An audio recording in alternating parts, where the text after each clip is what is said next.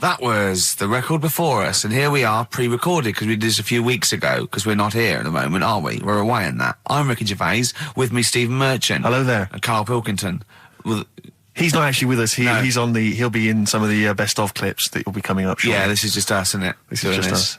We did this, when did we do this, Rick? A couple of weeks back. Hold on, what is it? It's the 27th today. Yeah, I enjoyed Christmas. I loved Christmas. I loved Christmas. I had a great time. What'd you get? Loads of presents. So did and I. I'm glad they made it to number one. I'm really glad. Stroke, he, she. Yeah, I'm really glad that the pop idols, Cliff Richard, Westlife, made it to number one. Bo Selector. Yeah, just delete that. Yeah. Okay, well, we're going to play some of the best of, some of the greatest moments of the last 3 weeks. Yeah. Ever heard on XFM 104.9. What about this? Do you remember this one? Oh, which one is it? All right, so here's the first bit. Right, there was this. This is what it's like about getting presents and stuff, right? With my mum and dad. Go on. My mate Colin, right? Colin Makin? No, Colin Bailey. Oh, right? yeah. He had a little Sinclair Spectrum, right? Yeah. Computer, Yeah. which was like the thing to have at that time, right? Yeah. Used to always go round to his house. The deal was Not the one you had to play through the window because you weren't allowed. No, that's another lad. Oh, right? yeah. This is a different lad, and the deal was he came to our house and my mum gave him a pie, and then I'd go round to his and I'd stay there for a few hours playing, Hungry Horace and stuff like that on it. Sure. Right? Now, my mum and dad knew that I really wanted one of these computers, right? So I waited about a year. Came round to Christmas Day. I thought, I reckon might have one. Turned out they bought me the wrong one. They bought me a ZX81 instead of a Spectrum, right? And Christmas Day, I'm there trying to load the games up. It's not working. I'm thinking, what's wrong, right? And the thing with me when I was a kid, I used to get quite sort of agitated. This is the moment. Right? I found out that it needed a RAM pack to make it work, right? Looking in the thing and it's saying, and make sure you put your RAM pack in the back. And I was like, oh, where's the RAM pack? And my dad's going, I don't know, I've got you the main bit. That's it. So I was that wound up, I just was sick, right? Just sick. I didn't feel sick or anything, I just was like, oh God. Went to the sink, just sick. Because I was that on edge about it. I said, come on, we've got to get one. And my dad's like, Tandy's shut. We're not gonna get anything today. Ruined again, Christmas Day. That was after the year when my train set got blown up by our kid. The following year, no RAM pack. And now you ask me why don't I get good presents? He's scarred. He just I'm gonna die. Honestly, I'm gonna die. He's just screaming sick. Yeah. There's no RAM pack. Did you get to the bottom of it? Why wasn't there a RAM pack? You have to buy them separate. Oh, It's one of them okay. cons. What do you mean I can't play Frogger? Oh no. So, wasn't there another incident when you threw up? Spontaneously threw up? Oh. Through sheer anxiety? I do get it. It's not so much now because I've relaxed a bit, but as a kid I used to be quite on edge all the time with certain things. Do you think that's what happened to your The cat wind. that kept being sick? That it didn't get the food it wanted, and it just threw up? Do you remember that? Yeah. God, so they shaved it. No, like, again, I spoke to you in the week, and I had much better things, like when I tell you about Brian Blessed climbing Everest, and for some reason it made him, it played havoc with his belly, and he followed through and he had to clean up. Shut himself? Yeah, using ice and snow. Why are you telling me that Brian Blessed... in what way is telling me that Brian Blessed shit himself once in any way educational? Because I was saying how he was climbing Everest, right? Right. I give it to him, he's an actor and that, but he gave that a go. Yeah. Right? It played... What's the point of that, you'd say, wouldn't you? You'd say, God, he's So he's alright. Me doing a boxing match for no reason is rubbish, but him climbing Everest and shitting himself... Yeah, he did that. Is commendable. Right, and he's only going to, go and do it again. He's going to climb it again. Yeah, but he might not shit himself this time. Yeah, but what's the point in going? Nothing's changed up there. Yeah, good point. Yeah, It should be. Well, it has. They've probably cleared it up by now. Like, but it's slip on it. I can't even bother. Read about Brian Blessed. Is it actually true, or have you libelled someone else? It was an interview with him in it. And what did he say? Come on, what did he say? He said I climbed Everest and I played havoc with me belly. Let's talk about it next week. We've really run out now. Oh, you're a fool. 3 holidays Carl's had this year. last year. Yeah. I'd love to have 3 holidays. You've got to start putting the work in I there. had 2 holidays then. No, you had 3 holidays. You went away with Suzanne and her parents. Yeah, well, that doesn't count. It does count. If you book 2 weeks off the firm, you go away and you go, how was your holiday? Go, well, it didn't really count. It wasn't a really good holiday. Can I have them days back, please? My New Year's resolution is to be nicer to you, but Well talk done, sense. you've already broken that. No, but talk sense. Talk sense. You've had 3 holidays this year, and I'm just saying, you're in your 30s now, and 30s is when you should be really putting the work in. That's true enough. To reap the benefits in your 40s, 50s, 60s, 70s, 80s, 90s, and 100. Carl, what's your New Year resolution? What about think before you speak? It's worth. I mean, See, I'm consider it. allowed to laugh. I'm allowed to laugh at things other people say, Carl. That one, that is a good suggestion. How was your holiday, Carl? It was all right. Right, brilliant. But that I don't see on the ratio of good to bad in Carl's mind. That might be amazing because we never It might be hear him amazing, singing the mightn't praises it? of anything. I'll tell you what. Can we have a cracking little tune and then come back and hear about Carl's holiday? I'd love to do that, Let's really. keep it tight. Love to Tear Us Apart by Joy Division. Now I can't put my finger on it, but that doesn't sound like the original, and it's off a compilation. It sounded a bit fast. I think the vocal was slightly different. If anyone can, put me out of misery, I think it might be in a session of the time or something. Carl, is it a New Year resolution for you? Another one. Maybe when we ask you to get a song, get the original single version. I could be and wrong, not some but obscure session. Yeah, it does seem different, doesn't it? Very odd. Yeah. Yeah. Maybe we just remember it wrongly. But anyway, that's XFM for you. 104.9, I'm Ricky Gervais with me, Steve Merchant. Karl Pilkington. Carl, you went to Lanzarote. Yeah. People said don't go to Lanzarote. They told you it was Lanzarote. They told you, were they right or They wrong? were right, yeah. Really? Yeah, it's a bit ropey, yeah. Is it why? Just, out there. If it wasn't for the volcano they had, it'd been knackered. That's their big draw, is it? That's it, basically. That's all they've got going for them. When you landed, was it really hot? Were you quite excited? You were thinking this is okay? It was warm. It's we can't complain about the weather. The weather was all right. Sure. You know what I mean? That's what I went for, but it'd be nice if there just was something else. Yeah. What did you do all day then? Did you read your ritual book? No, I didn't read that. I read that book. Do you know the book that I bought and all the chapters were messed up? Oh, yeah. I bought a better version of that, All right. and I read that, Excellent. and then, Did it make more sense in order? yeah, a lot easier to follow. Yeah. And then we went and had a look at the volcanoes and that. They've got 36 of them to look at. How many did you look at before you realised that pretty much, you've seen one volcano, you've seen them all? Probably about 6 or 7. Really? And then when you got to the 8th, you thought, now I know what this is going to be, Suzanne. This is going to be like a mountain with a hole in the top. Yeah. Really? But it happened years ago as well. It's like, just keep a couple, fill the rest in, tidy it up. Fill the rest in! Yeah, no, Well, yeah. getting some builders. No, seriously though. Okay, They're a 4 death million trap. tons of concrete, please. They're an absolute death trap. Yeah, what? Yeah. What do you mean fill them in? Do you know what a volcano is? It's just a hole, isn't it? That's happened Well, it's more than the happened back hole. It's in- more a portal to the magma in the centre of the earth. back in 1730. It happened, and they still haven't sorted it out. Well, when you say it happened, volcanoes were made a lot longer ago no. than 1730. No, but the one that did Lanzarote in, Right. sort it out. What would you suggest? Well, How tidy can it they up. fill it in? It's joined. It's all joined. No, but what I'm And saying is, it was the a- big it was- plates of the earth are all joined. It All was the a disaster, magma's wasn't it? joined. With the trade centre thing, that happened. They cleaned it up, sorted it out. They've moved on. That's what I'm saying. Whereas Lanzarote have just gone, leave it. It happened back in 1730. You misunderstand me. How, in the name of God, can you fill in a volcano? You ignorant twit. No, but it's not just the holes. They've actually left the lava everywhere. That's what I mean. It's not just the big holes. There's lava everywhere. But it's molten rock. They can't just pick it up like they're like a carpet. Put it in the holes. The holes are there ready. Just push it all in. That's what I'm saying. Do you know what a fable is? Got a Carl? rough idea.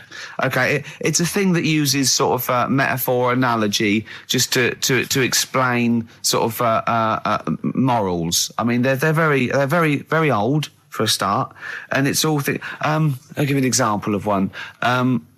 A quick one. Oh, the one about the dog with 2 bones. He goes to a dog's got a bone. He sees a reflection in the lake, and he thinks, "Oh, that dog's got a nice bone. I'll have that." And as he goes to get that one in the reflection, he drops the one he's got, and that's one about, you know. I think You I happy with your lot? was told one when I was younger. Go on. I think it was one. This young lad, he's got a dog, right, and he's about 8 years old, and this dog, he's had it since he was about 4, and it's a bit tired now, and he chucks sticks for it, and it doesn't go for it, and he's saying to his mum, "Oh, I want a new dog because this one's useless. It doesn't do what, you know, it doesn't have any fun with me." So they say, "Oh no, but you know, Rover's a good little dog. You should look after it." And he's like, "Oh, I don't like it. I want a new one." So they buy him a new puppy. And it's running around, yapping about, and he's loving it, and he's playing around with it in the grass. And then one day he goes to the park and he's messing about and rolling about with it, and he falls into the lake, right? And the little puppy's like yapping at him, and he's going, help me, little dog's yapping. And then the old dog comes and gets his collar, and it pulls him out of the lake, and he goes, "Oh God, you know, why did I forget about you? You're the better dog." And he loved that one again rather than the puppy. I got a feeling that was Lassie. Well, yeah, that was an episode of Lassie. What's the moral? What's the moral there, Carl? What's that telling? What's that explaining through analogy? Sort of, don't forget the old. Look after old people. I remember there was one I heard once about a young boy who got trapped in a lake inside a cage. But he loved his trainers so much. He wasn't going to get them wet. But even though he had to get out there, and even though he thought that was the important thing because it's material value, he actually drowned, and the trainers were no good to him then. That was Bowie and Waterloo Sunset. Love that. Love the original. Love Bowie. Bowie was my gig of the year. These are my singles of the year. These are our clips of the year. I'm Ricky Gervais, with me Stephen Merchant. We're just picking some lovely little bits and pieces. Do you remember when we talked about this?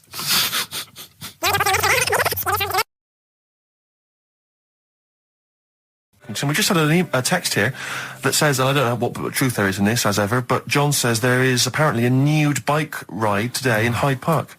Now, I can't believe that's the case, because I don't think it's allowed, is it? You can't ride around with your veg, can you? I don't know.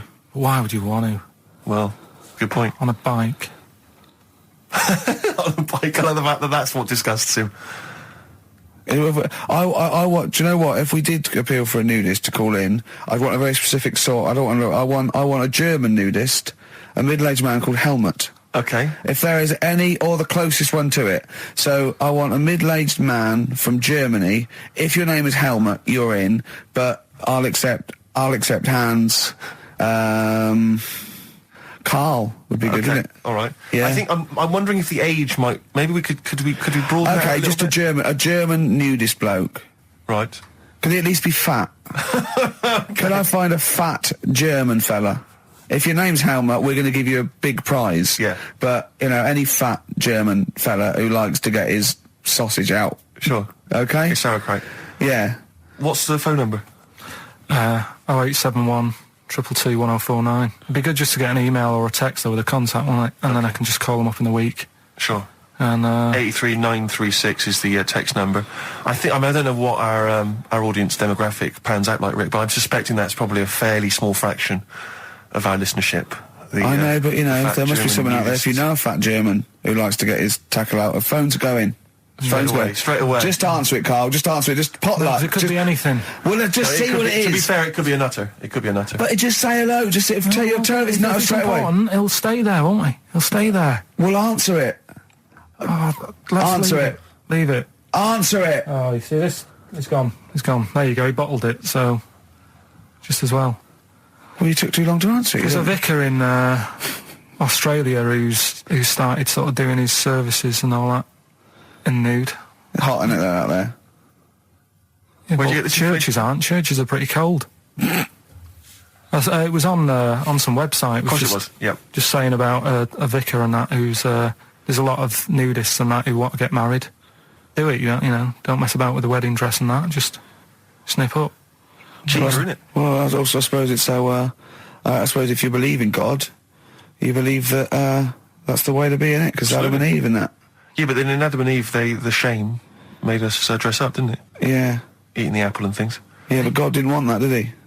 No, he wanted to see it all. He was loving it. You don't know ahead of time getting a knife full of all of that, and then the snake cover yourself up. Stitched him right up. What exactly is there then? Is it just a kind of moon-like kind of surround with just kind of dust and rock? That's exactly what you see. I was there when the Mars thing went wrong. Yeah. I would have just sent a camera crew there, filmed a bit of that, right, and say, here we are, this is it. Ignore the little coffee shop in the background. Right? This is Mars, because that's where it's like just loads of dust, holes everywhere. Tidy it up. Little round-headed aliens complaining, whinging, just like Mars. Yeah. So, is there what's the best bit about the holiday? Come on, pretend you're Judith Chalmers. I have been doing. I would have done all. I would have said that. Don't bother. Right. I mean, the hotel was good. Yeah. That was all right. What was that like? It's all right. Just clean. That's all you want, isn't it?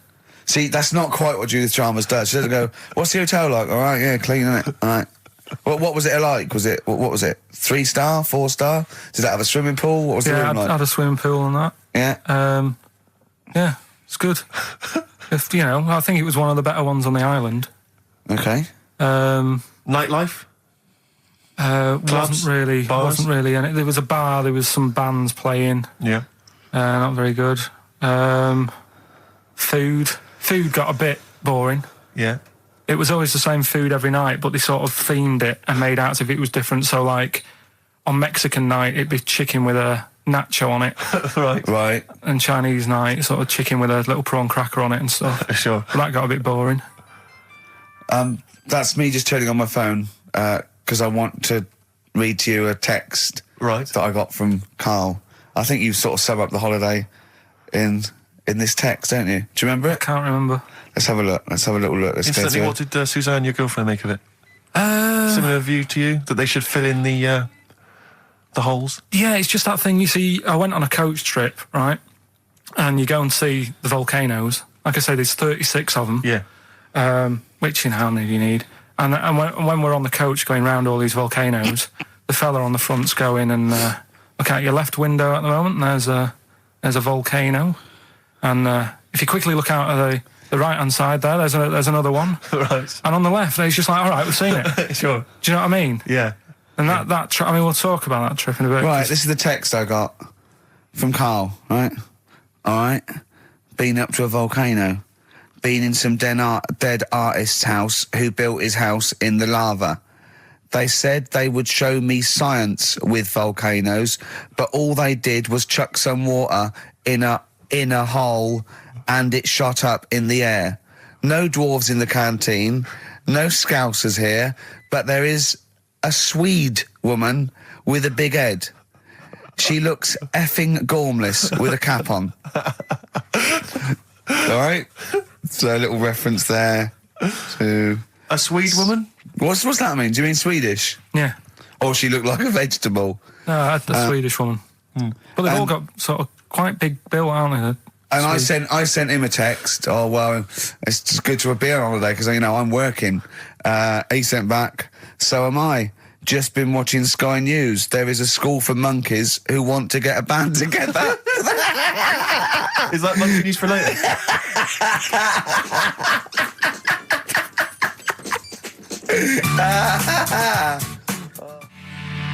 Oh My Corazon by Tim Burgess. I can't get enough of that. I love that chorus. On XFM 104.9. Ricky Gervais, Steve Merchant and little Karl Pilkington. But it was a nice holiday.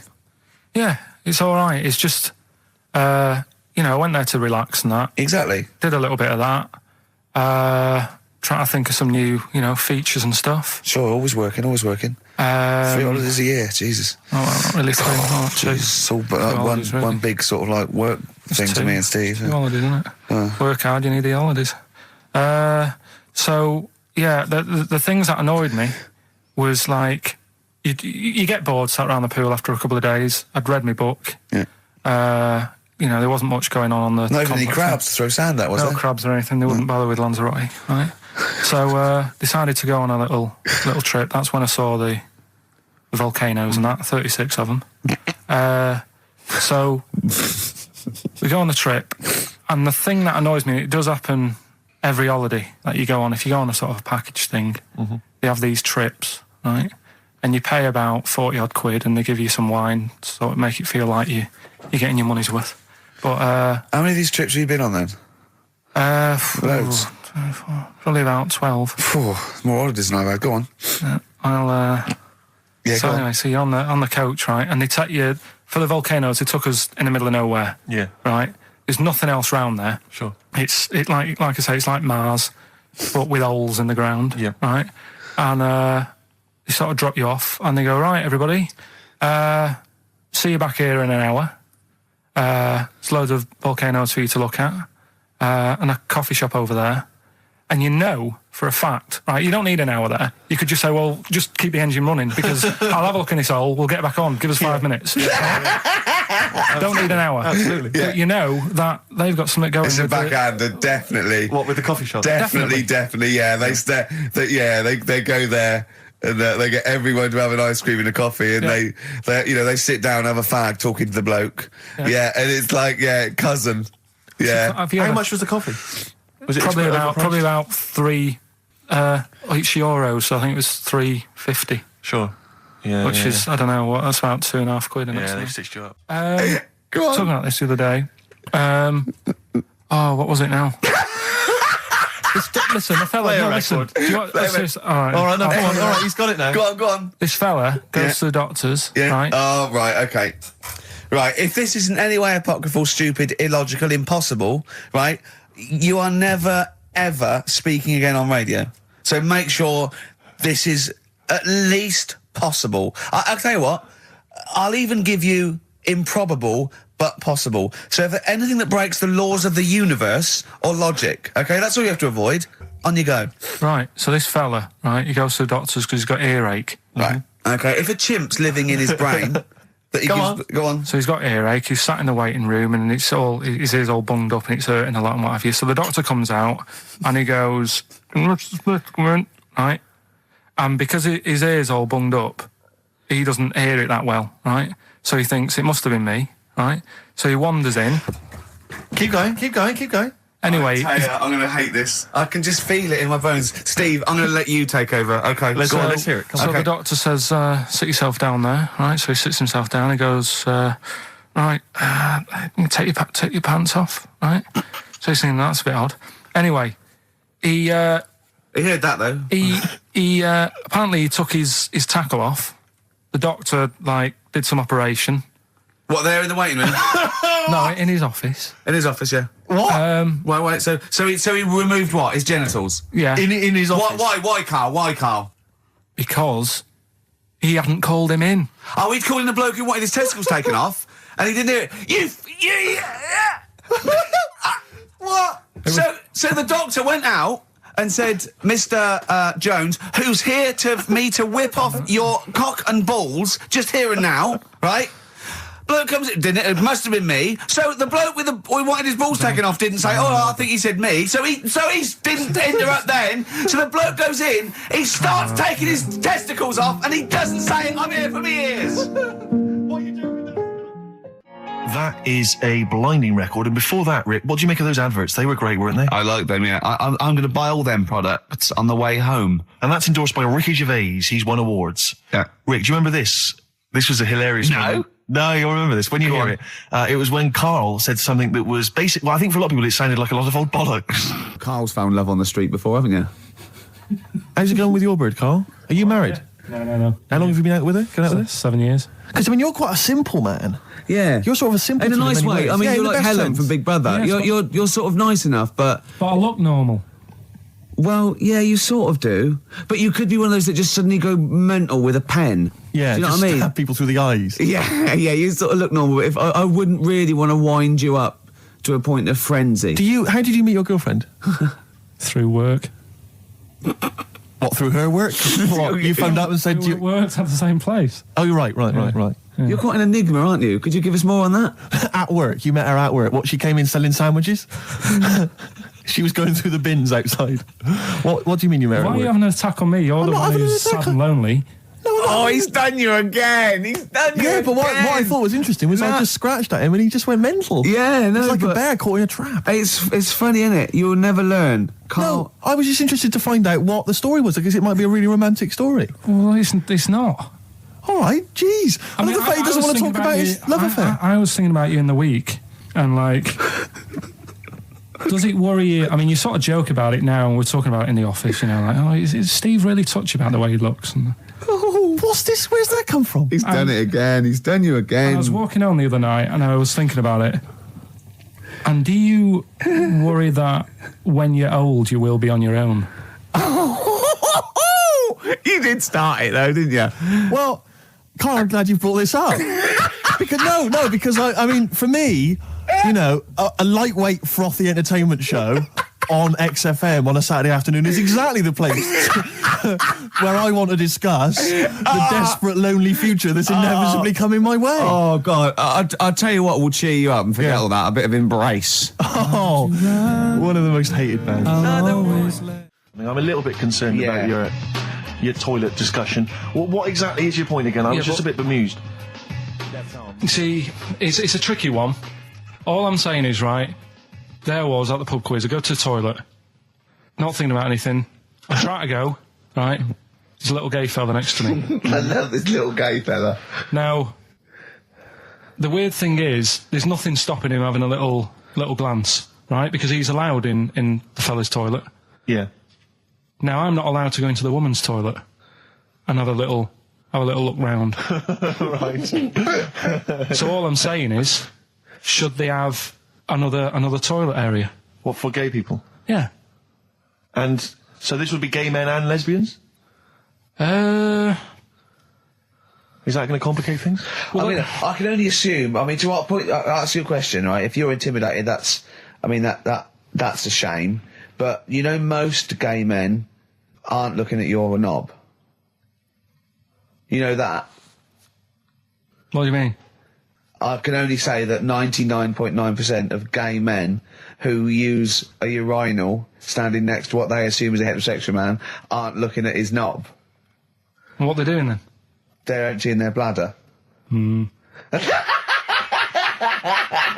the thing is, I can't talk. You're saying like, you know, about would you have one toilet for lesbian women and gay fellas, right? What does that mean? Would it be mixed? Would it just be? Well, would it have a man on one? That's heterosexual man. A little picture of a woman on the other, and then what? What would the little icon be? A man and a woman? A man and a woman. Just having a chat? Yeah. In pink and dot But lines. you couldn't mix them, because then what would happen is you'd get people who are going, oh, I'll play up to this a bit. What, pretend to be gay? And yeah, you know, sort of grow a moustache and shave their head. And pretend to be a lesbian. Right. Yeah. So, well, I see, so you know people pretending to be gay so they could go in and have a look at the lesbians? Yeah. Right. So that would mean that we need 4 cubicles now, would we? Yeah, no, this is fine. 4 cubicles. So every pub How now... many toilets do we need at Every the pub's moment? now got 4 toilets. Oh, Carl, bisexuals. Yeah. Now, interesting. Bisexuals. How many toilets do we need now? Call the council. Do you use any? Huh? No. No, because they're interested in everything, aren't they? Because the little bisexual fellow will be looking at your knob. Right, with them, what you do, you just have a door, you open it, and there's one urinal there, so you can't get a queue. They have to sort of wait. I just thought that, well, why can't there just be a thing between the urinals so no one can look at anyone else's knob? Wait a minute. Just to go back to Ricky's point, what stops, even if we've got the toilet for gay men, what stops the gay men who want to have a look at your willy going in the regular toilet and pretending that they're straight? Most men don't wear gay across their head. Exactly. They don't have a tattoo. There's no branding yet in the British house where they have to declare. So we're going to have to expand this. So we've all got to carry identity Do you know cards. you can see a gay, can you? Coming a mile off. No? No, I'll just hold it in next time. No. Can you tell gay men? Do you know a gay man? I'd say probably if you did if you lined some people up and said point them out, I reckon I'd get. But hold on, we're not talking about people dressed in leather with the arse cut out and an handlebar moustache. Yeah. We're talking about the everyday non-seen. Of course. Yeah, but I mean, suppose I put you in a room and there was 10 naked men, right? Yeah. And there's 5 gay men and 5 hetero. Could you walk along that line looking at those gay... Am I naked? No, you don't have to be naked. Why would you have to be naked? To catch them out. Play a record! How would you catch them out? Don't go into it. Don't go into it. Don't go into it. Play a record. Ooh, those boys can rock there. That's the Guns with All Their Roses and Sweet Child of Mine. On XFM 104.9. I enjoyed that. Yeah. That was good. It rocks. I hope the audience was playing it loud like us. Yeah. Ricky Gervais, Steve Merchant, Karl Pilkington. Well, look at him yawning. How rude is that? Carl, what's wrong with you, man? Have you been up late? A little bit. Girlfriend was away, wasn't she, yesterday? Yeah, I always have a problem with that. I always have... Because you don't go to bed, do you, early? Do you know what I mean? You sort of think... I just always find that thing that if, you're used to living with someone... Yeah. One of you will go, let's go to bed, then you'll go, all right. But when you're on your own, you go... You just forget to go to bed. I just stay up. Okay, stop eating now, Carl. You've ate all the food. That's just a plate. All right. Okay. Yeah. No, I stayed up and watched... there was a thing on about Dracula. Right. What, Dracula? And I found a flaw in it. Go on. Not the fact that he's the living dead and and drinks blood to stay alive and he doesn't reflect and he can in turn into a mirrors. bat. Well, and you can go on. The mirror thing, you can't look in mirrors, can he? Well, he can look in mirrors, but he can't see himself in a mirror. Yeah. That still doesn't work. Go on. It doesn't work at all, Carl. It doesn't work at all. Go on. Well, centre parting's always really neat. His centre parting's always... How does he do it if he can't look in the mirror? Blood on the floor or something it was called. Rubbish. I love the flaw in the Dracula film is that his centre parting's too neat. How did he do it without a mirror? Oh. Was it a documentary about Dracula? No, Yeah, there was... the real Dracula. The real Dracula. Yeah, the real Dracula. It's just a film. It had blood on the floor or something it's called. Yeah. It's rubbish. We had a little lunch yesterday, didn't we? We did indeed. That was a nightmare. Yeah. I hate going out with you two. I was explaining to Carl, right? I like to excite Carl's imagination, right? And if it involves chimps or monkeys, all the better. Brains he likes, parts of the body, deformity. I know where to, what buttons to push. And I told him about this thing. I don't know if any of you out there know about this, but there's an experiment they did in the 50s, a clinical psychology experiment where there's your 2 hemispheres of the brain, okay? They're joined by a thing called the corpus callosum, right? Which is just a little flap of skin, like a little scarlet lead that joins your 2 hemispheres. And what they did, they cut that in half, and they thought it was a cure for schizophrenia, but what it turned out to be, or epilepsy, I think, I can't remember, was that your 2 sides of your brains didn't function together. You couldn't get information. I was telling Carl all this thing, and one of the things I told him was that they did it on a monkey, and it fought itself over a nut. Like its right arm was connected, by its left lobe of the brain, and it was fighting over itself. And Carl went, instead of thinking this is amazing experiment, he went, would it have been happy if you'd given it 2 nuts? Yeah, I know. Well, you started off by explaining it, and I remember you mentioned, because I was watching the 2 of you as you were describing it to me, you said, of course, one side of the brain deals with symbolism, and as you said the word symbolism, I noticed Carl drift away from looking at you, pick up his mobile phone, and start pressing buttons randomly. And I thought it was the word symbolism that got him. And I noticed it took you just a moment longer. And I think the first thing you said was, when did I lose you? Yeah, I knew I'd lost him. It's extraordinary. And he doesn't even try to disguise it. I said nomenclature at one point as well. Right, yeah. And I knew I was dicey with death there. Yeah. But, but I told you tried to look it up, didn't you, on the web? You didn't find anything about it, did you? The spelling of it's, what is it again? What's the word? Corpus callosum. Yeah, so I couldn't do it. No, it's no point. Yeah. Don't bother. Give up. Don't bother. So if anyone knows any interesting facts about that but yours hasn't been cut in half, has it, Carl? That would, again, might explain something. I'll tell you what we will be talking about later.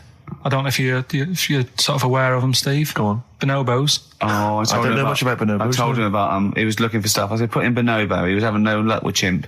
And they're a form of chimpanzee, but they're even closer to us, evolutionarily speaking. They've got their social groups are more like ours. They're more intelligent. And he was loving it, weren't you? So is it human bonobo Carl? Is that how it works on the evolutionary ladder? Chimp Carl. Yeah. Talking about So we're talking about bonobos. You're excited about that? Yeah, That's coming up in Monkey News? No, I think it's a bit of a monkey bonus. Placebo, Bitter End on XFM 104.9. This is pre-recorded. We recorded this a couple of weeks ago, before Christmas. Hope you had a great Christmas. If you didn't, not our fault, really, is it? Nothing to do with us. Wouldn't have thought we'd have. We're well over time because we've got plenty of cash now, thanks to a lot of you who probably bought the Office DVD. Yeah. Probably got And that if you in haven't stock. yet, and you've maybe got vouchers or money, still available. Still there in the shops. Still available. You can still make it the best-selling DVD of all time. Please. Please do. Yeah. Please do. I'll tell you what you want to hear there before you make your mind up. I'll tell you what, if you like this next clip, go and buy the Office DVD. I think you will. It's a brilliant clip. It's the one where we talk about, well, it is self-explanatory. Yeah. We went, it was a great day, wasn't it? Brilliant round of golf. Absolutely brilliant. Such a beautiful place in Stoke Poges, like a really posh place. And are you a good golf player? Well, we'll get to that. Oh, okay. Wow, he bought the shoes especially for it. Oh, brilliant. I'd love to have seen him in those little shoes. I know, and they were no good because they were metal spikes. We had to change them. He was annoyed straight away. He spent over £22 on these golf shoes. We hired a buggy that was brilliant fun. I was bombing along, wasn't I? I don't drive, but it was great on that buggy. Well, you've been on a buggy with me and you were a bit scared. Yeah. What I nearly killed us once. I was just taking banks and things, but you don't see sort of bunkers, and he'd scream and go, stop! And he'd put his foot down the brake, and then I reversed. At one point, he sort of did a handbrake turn next to the lake, and then we had to reverse, right? And you know, you just flick a switch and put your foot down. He did that without looking. I look behind, there's a big oak tree there. He screams, watch the tree, right? So Dukes of Hazzard. and I kept jumping in and leaving him behind because I had to go to my ball. Because anyway, the first shot, I got on the driver. I honestly did one of the best shots I've ever done. It went straight down. It was great. I thought, phew, got away with that because it's always the first one because it's a clubhouse and you want to look good. Yeah. So. He tees up, and I've been saying, buy some balls. He just got 6 balls. I was going, what if you lose me? I won't lose 6 balls, right? He tees up, right? Whacks it. It goes miles, like right angles, straight into these the woods, right? He turns around, he goes, go and buy some more balls. So I'm laughing because it's like impolite to laugh, but he broke the ice for me, and I was falling around. And then his second shot, I go, you know, you're off a 3 now. If you take another shot, he went, oh, right. So it's his third shot. He puts the ball down.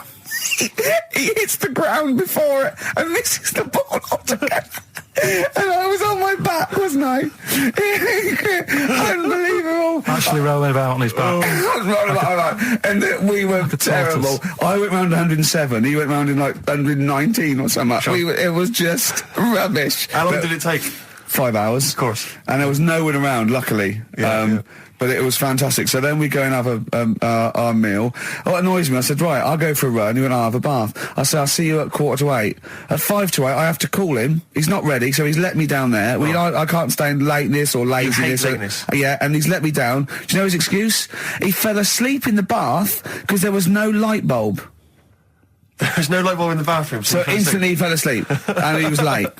No, do you know what I mean, though, Steve? If you're sort of, like, nice and warm and what have you. I was tired anyway. I've been stressed out for 4.5 hours, right? My life flashed in front of me a few times in that buggy. So it's all sort of wears you down a bit. I thought, right, I've got a headache. You're going for your run. I'm going to have a bath. I walk in, put the light on. For some reason, it didn't come on, but I thought, it's all right. I'll just... doesn't matter. You can have a bath in the It's summer, so it's light anyway. Well, there's no windows in the bathroom, so... So you were in the darkness? So I'm in the darkness. I nod off because I'm shattered.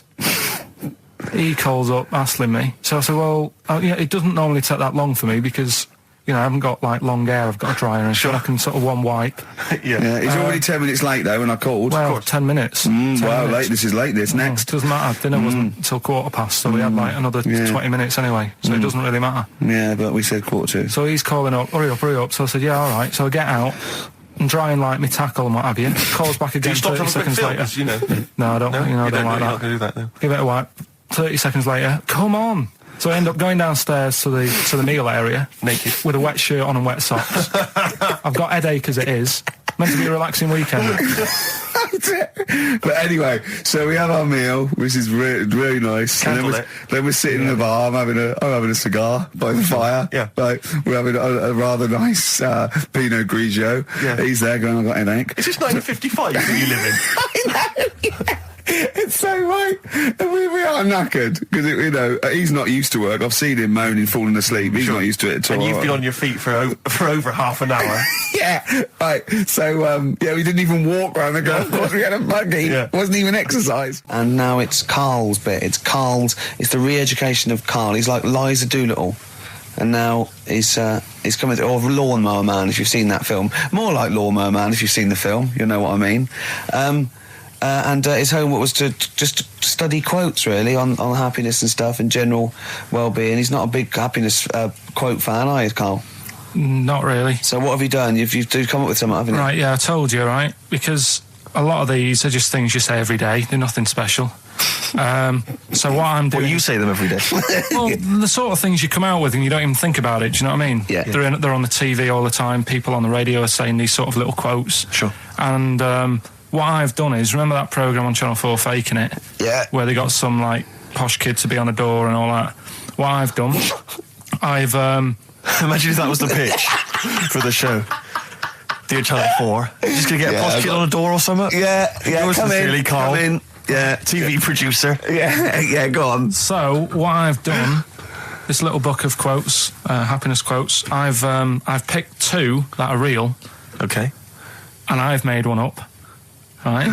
And we've got a guess. And you've got to guess. Okay, then, go on. Well, I'll tell you what, Rick, why don't we, when we've heard them, we won't confer. No. You'll write down yours, A, B or C, and I'll write down mine and we'll see how it Okay, works. Carl, off you go. Right, and just because I'm looking at this book, it doesn't mean I'm actually reading. No, I know. Don't worry, we're clever. No, we know, we can't see yet. Like, call my bluff. Yeah, go on then. Nothing is worth more than this day. Okay. Yeah. Yeah? All right. Yeah. The way I see it...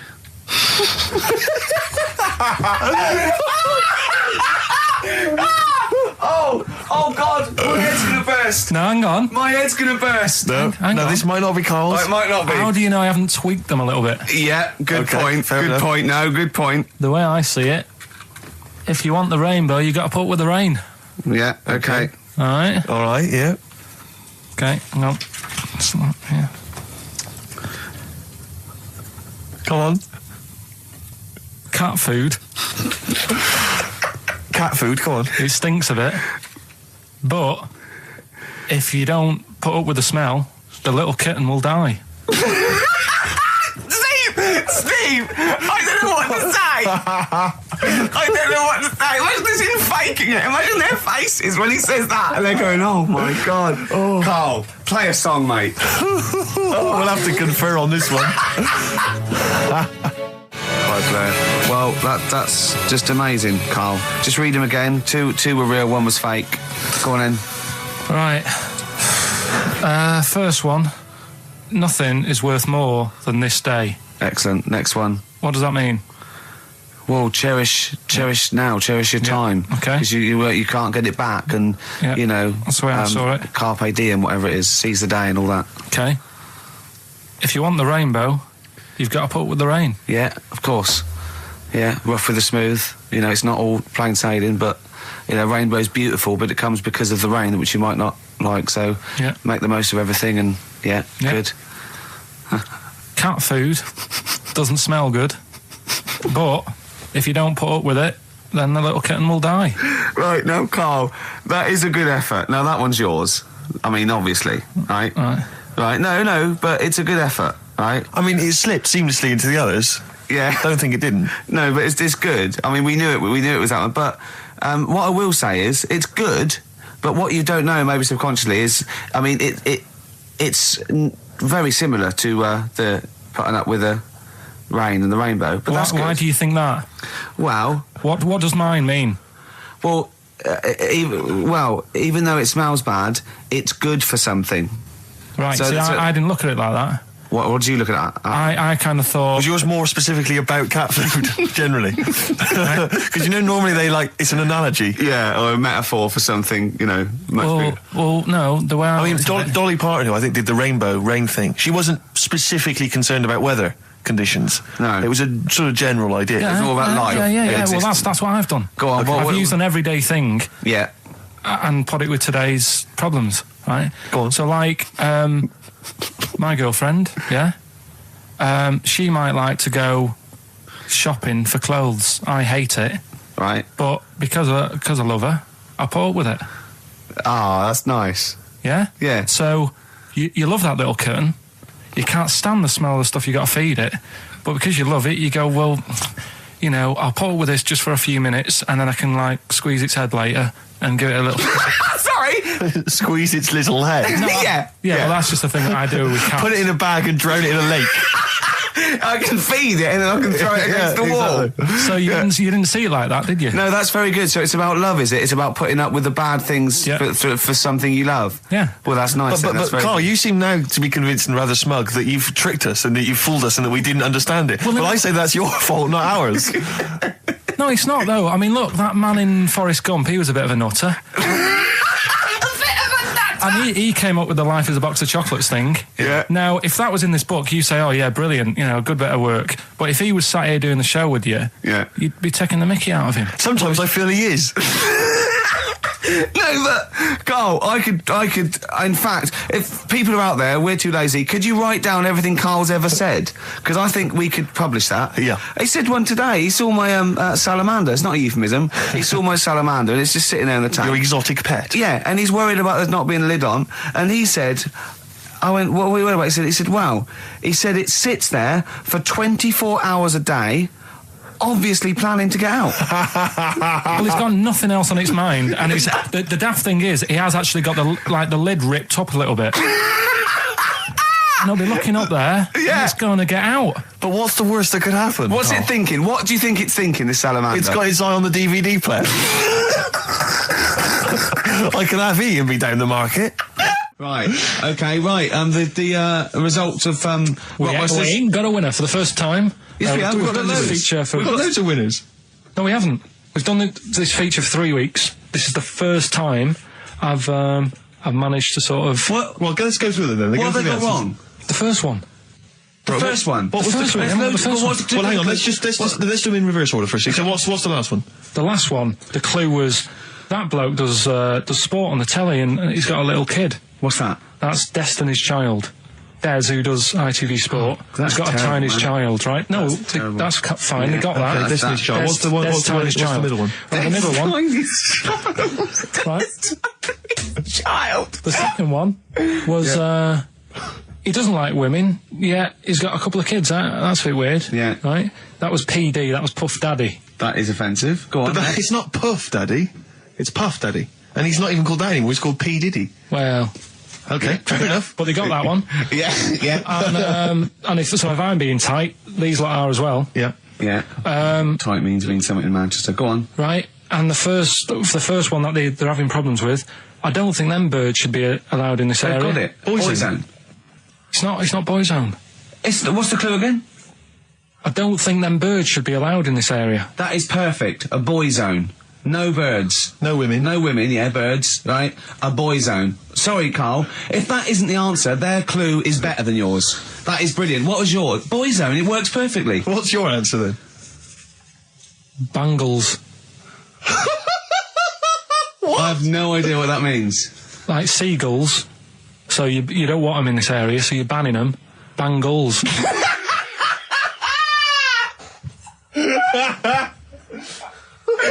Oh! Well, give it to Boyzone, because Boyzone's better. There is birds being allowed in this area, it's a Boyzone. I think we should have a rollover.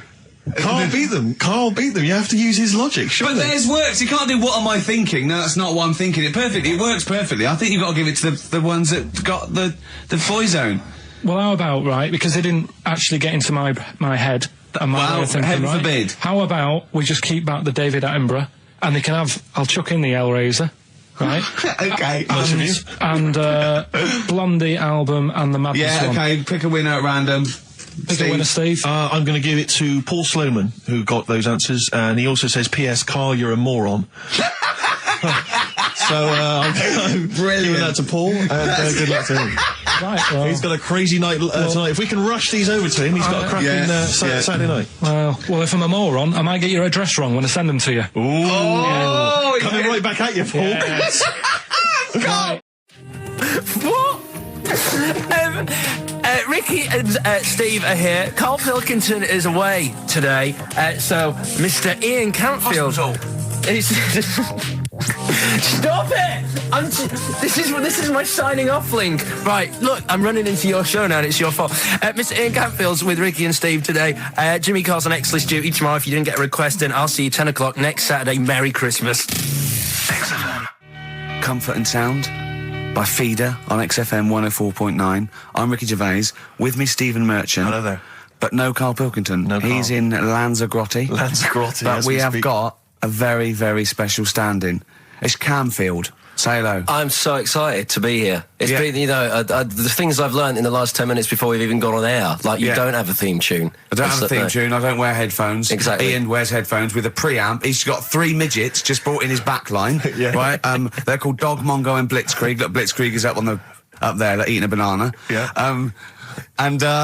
He is the king of rock, the new king of rock. Well, the prince, he's the prince of rock. Obviously, Vance is the king of rock.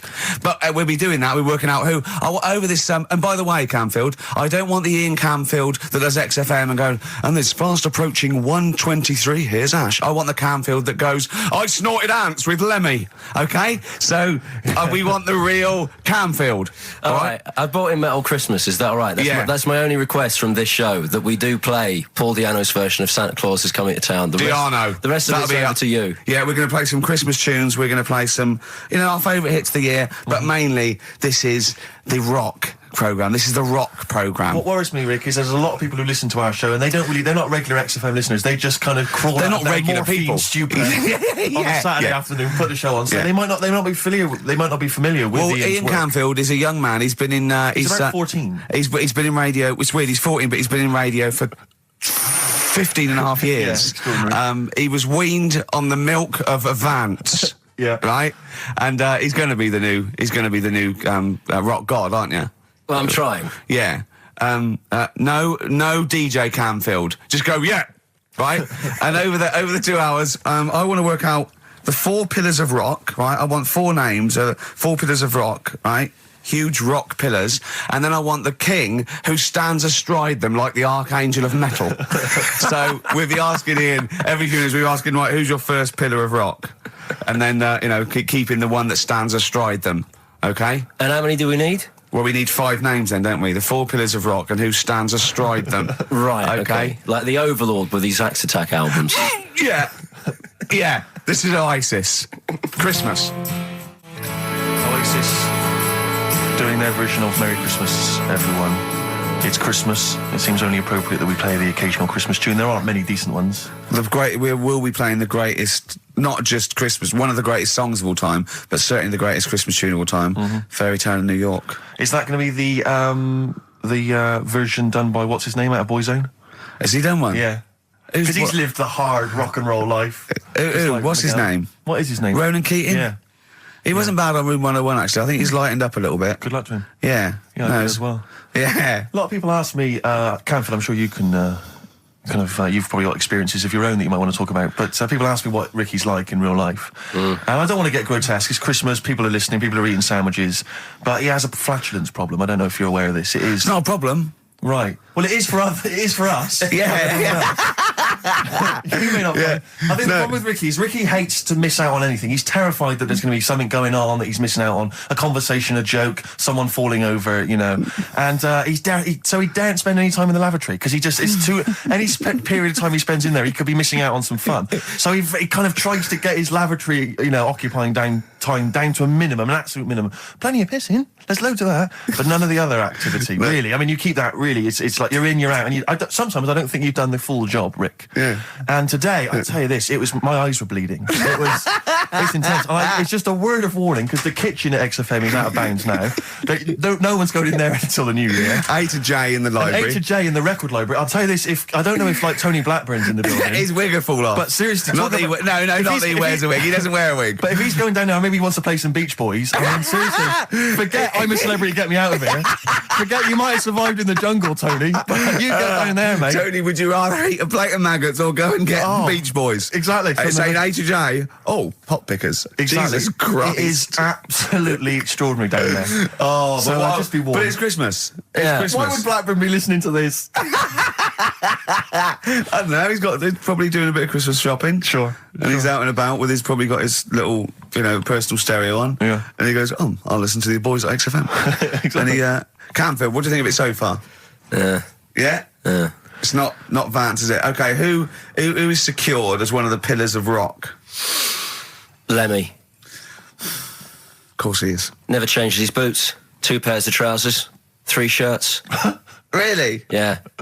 And he just alternates them, does he? Yeah, so he yeah, might yeah. have the same pair of trousers for 2 weeks, but the different shirt. Is it true his rider is a bottle of Jack Daniels and 40 Marlboro? No, it's like one of those 100 packs. No. Yeah. One of the 100 packs of Marlboro, and he like keeps them stuck in his boots, which don't change. Actually, I think I'm right in saying like that one of the like 2 left boots as well, because one of them did break. So and he had 2 pairs, but he's now only got 1. But he's got the Lemmy, that is Lemmy then. Lemmy as one of the pillars of rock. What would Phil Lynott get anywhere near this? Yeah, he would have done. Let's play some Lizzie then.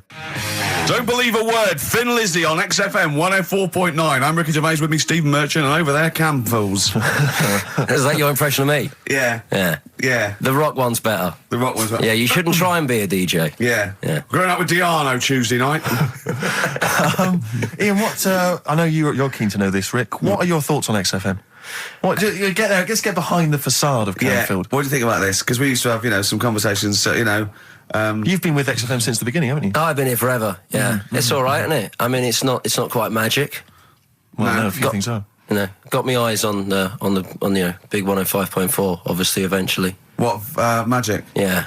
Now, do you think you want to do like a rock program on something like Virgin or Radio 1 eventually? Nah, I don't think so. No. No. What do you want to do then? What do you want to do? I want to start playing stuff like the Eagles and Steely Dan and Bruce Hornsby in the Range. Truth be known. But you'd have to go quite mainstream. In your for that. bedroom? What? But on what sort of platform though? Because the good thing about those is they are really popular. They are. I mean, I think the Eagles' Greatest Hits is the biggest selling album of all time now. It's overtaken Thriller. Yeah. So I mean that those. What are you saying? Iron Maiden aren't popular? Like what I play now? Are actually popular, but they've got a very Slipknot, tight fan Fear base. Factory. I mean, Iron Maiden can go to #1 with just their fans buying it and then slip away again, can't they? Yeah. But everyone sort of likes the Eagles, don't they? Yeah. I mean, I think still. So you could get on sort of like Radio 2 maybe, the rock program on Radio 2. Who does it at the moment? Is there one? No, there's not one. I should do a demo maybe. Okay, well let's I love the way we're talking about my career and other radio stations I could work for. Do you know something I don't? No, I'm just saying that this is place going, is not. It's going on the tube, isn't it? It's going on the tube. I mean, you're going to be like. I mean, you'd abandon the sinking ship, wouldn't you? You wouldn't hang around, would you?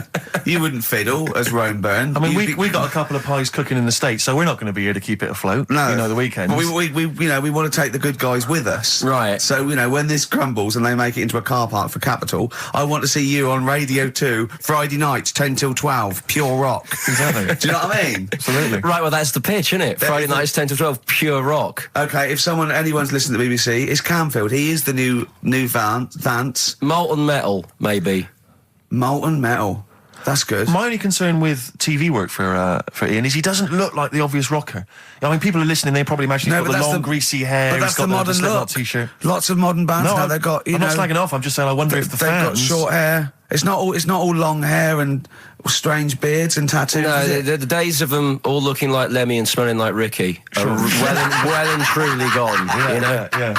Yeah. Have you ever had the long hair? Have you ever gone in for that? No. Never tried that? No. But I've got bullet belts and stuff like that. You're right. If you'd have wanted me to dress up, I would have dressed up and brought CDs. I mean, obviously I should have prepared more for this show. Sure. Yeah. We're going to play some classic rock, aren't we?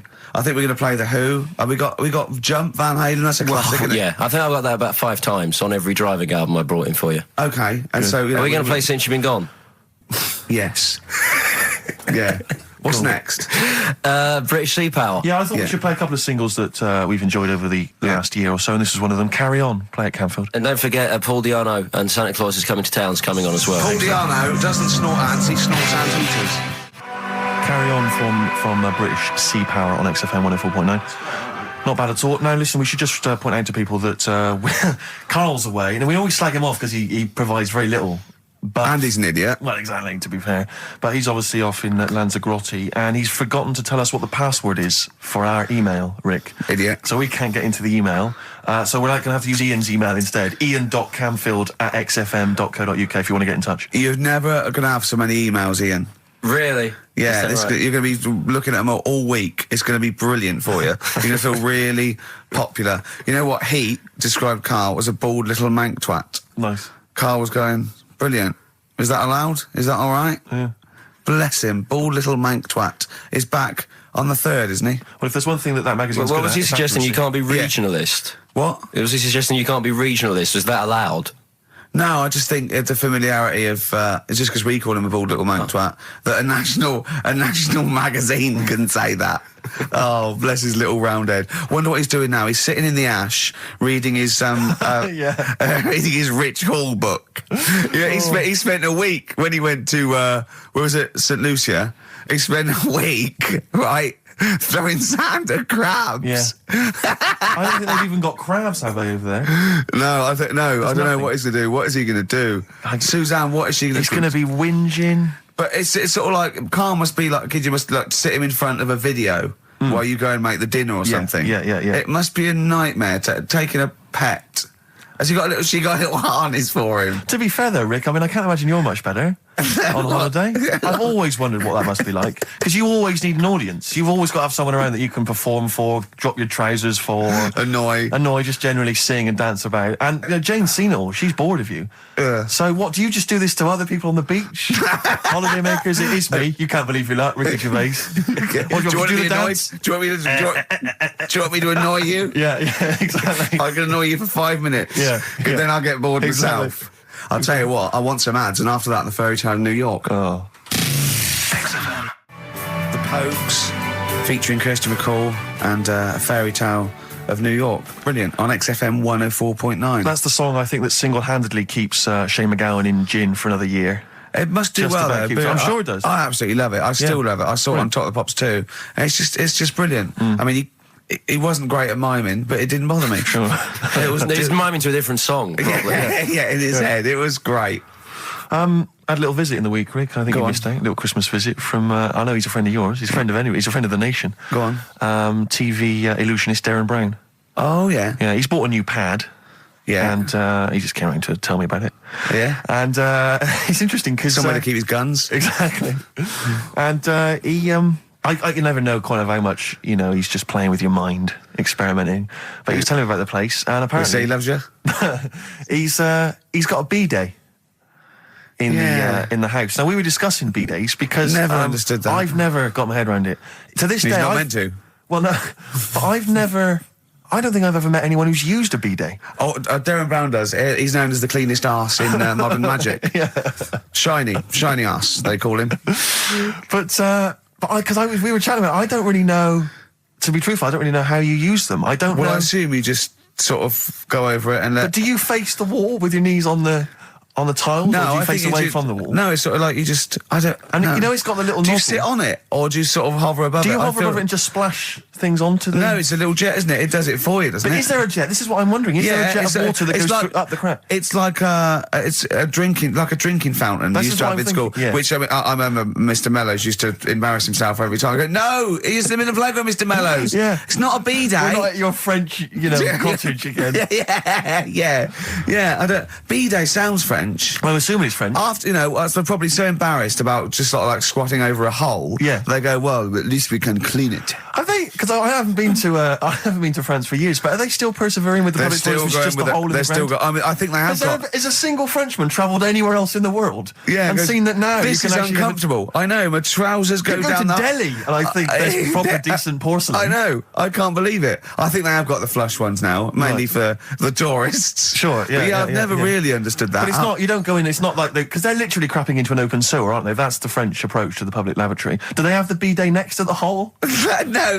The toilet is a toilet, isn't it? Right. But it's just like It's sort of like it's like going in the bottom of a shower with a big hole at the bottom. But I don't know. And do you I mean, again, not wishing to get graphic, but do you use the bidet instead of the toilet paper? Is it used in conjunction with, or I mean, instead do of? you know what? I've honestly never used a bidet. Because it's not really a working class thing, is it? The bidet. No, but well, it sort of came in with sort of like purpose-built houses, didn't it? They sort of like shot up all over the. No pun intended.